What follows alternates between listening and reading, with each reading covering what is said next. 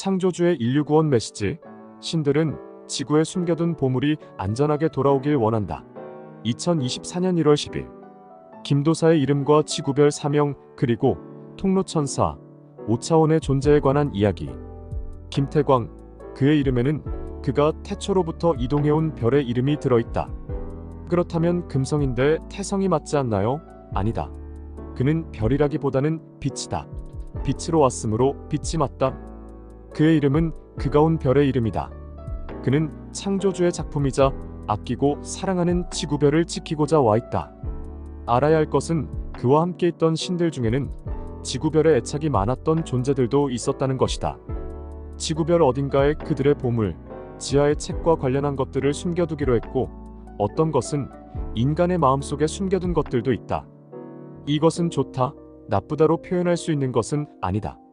그저 애정하는 어떤 것을 좋아하는 지구별에 숨겨둔 것일 뿐. 그렇다면 신들이 연합하여 그를 도와야 하는 일은 명확해진 셈이 된다. 그들은 그들의 소중한 보물이 안정적으로 그들에게 돌아오길 원한다.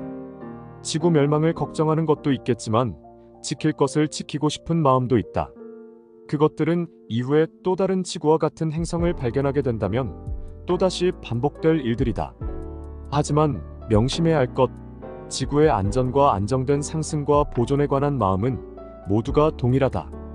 누구도 창조주의 위에 있을 수는 없다.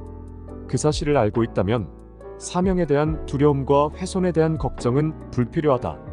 슈카이브의 해석, 흔히들 저녁별 또는 샛별로 알고 있는 금성은 밤하늘에서 가장 빛나는 별이다. 금성은 5차원 행성이다. 유리엘 대천사는 내가 지구별 사명을 위해 금성에서 왔다고 증언한다. 아버지께서는 내가 내한자 이름 뜻처럼 가장 빛나는 별에서 빛으로 왔다고 하셨다. 그는 별이라기보다는 빛이다. 빛으로 왔으므로 빛이 맞다. 그의 이름은 그가 온 별의 이름이다. 내가 지구별에 온 목적은 다른 차원의 높은 영들이 즐기기 위해 지구에 오는 것과는 다르다. 창조주의 작품인 그분이 아끼고 사랑하는 지구별을 지키기 위해 온 것이다.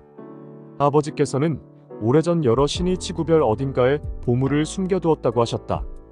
어떤 보물은 인간의 마음속에 숨겨두기도 했다. 여러 신이 감춰놓은 것을 인간의 시각으로 좋고 나쁘고를 판단해선 안 된다.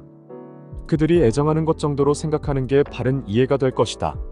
지구 멸망 전에 나는 여러 신이 숨겨놓은 보물을 찾아야 한다. 그것이 내 사명이다. 아버지 창조주께서는 보물을 숨겨놓은 당사자이기도 한 여러 신이 나를 도와줄 것이라고 말씀하셨다.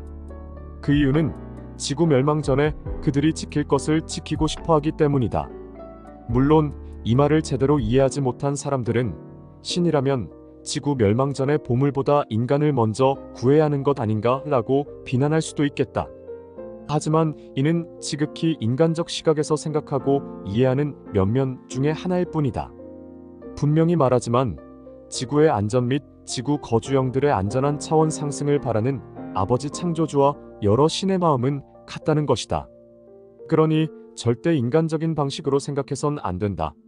모든 인간에게는 천국의 열쇠와 같은 신성이 있다. 그 신성을 회복하는 일은 누구도 대신해 줄 수 없다. 그 어떤 신들도 심지어 아버지 창조주께서도 대신해 줄 수 없다.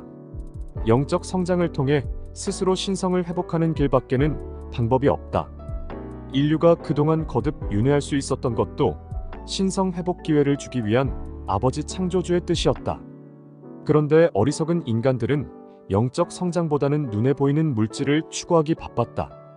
내가 행성 지구에서 완수해야 할 사명 가운데 하나는 여러 신이 오래전에 지구에 숨겨놓은 보물을 찾는 것이다. 아버지께서는 이 과정에서 생겨나는 두려움과 일부 훼손에 대해선 걱정하지 말라고 하셨다. 또한 그 과정에서 창조주의 아들인 나 김도사의 카르마는 법칙에 따라 그 일부분이 면책된다고도 하셨다. 나는 마음을 다하고 영혼을 다해 아버지 창조주와 여러 신이 행성 지구에 숨겨둔 보물을 찾아 아버지께로 안전하게 돌아갈 것이다.